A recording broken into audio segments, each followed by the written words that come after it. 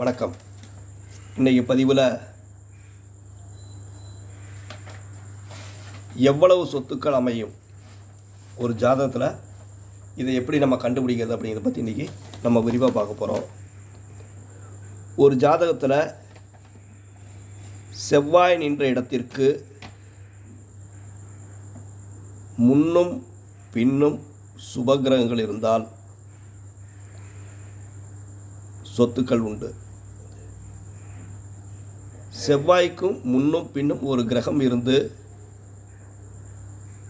அது பலமாக இருந்தால் மிகப்பெரிய சொத்துக்கள் உண்டு. செவ்வாய் பகவான் நின்ற இடத்திற்கு இரண்டாம் இடத்தை எத்தனை கிரகங்கள் பார்வை செய்கிறதோ அல்லது எத்தனை கிரகங்கள் இரண்டாம் அதிபதியை பார்வை செய்கிறார்களோ அவ்வளவு சொத்துக்கள் ஜாதகருக்கு கட்டாயம் அமையும். அடுத்தது, செவ்வாய்க்கு அடுத்த வீட்டில் கிரகம் இல்லை என்றால், உங்கள் ஜாதகத்தில் செவ்வாய் இருக்கிற இடத்துக்கு அடுத்த கட்டத்தில் எந்த கிரகமும் இல்லை என்றால், நீங்கள் வசிக்கும் வீட்டிற்கு அடுத்தது காலிமனையாகத்தான் இருக்கும். அடுத்தது,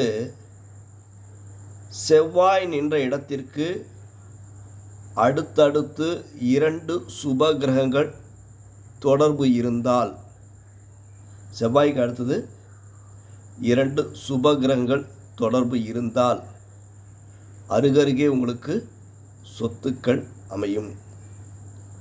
ஒரு ஜாதகத்தில் கடகத்தில் சனி பகவானோ அல்லது கேது பகவானோ இருந்தால் சொத்துக்கள் அமைவதில் தடை ஏற்படும்.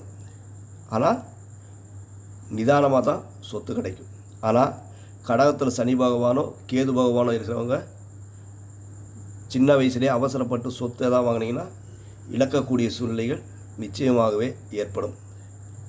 அடுத்தது, செவ்வாய் பகவான் முன் பின் பாவ கிரகங்கள் இருந்தால், முன் பின் பாவ கிரகங்கள் இருந்தால் சிறு சிறு தொந்தரவுகள் உண்டு. அதே மாதிரி செவ்வாய் பகவானுக்கு 8ஆம் இடத்தில் ஒரு கிரகம் இருந்து அது பாவகிரகமாக இருந்தால் அந்த சொத்தினால் வம்பு வழக்குகள்,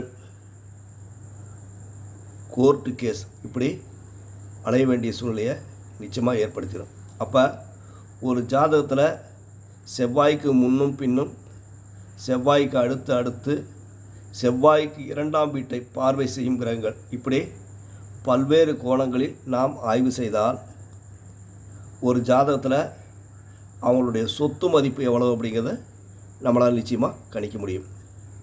நம்ம வீடியோ பிடிச்சிருந்தால் லைக் பண்ணுங்கள், மறக்காமல் ஷேர் பண்ணுங்கள், சப்ஸ்கிரைப் பண்ணுங்கள், பெல் பட்டன் அழுத்துங்க. நன்றி, வணக்கம்.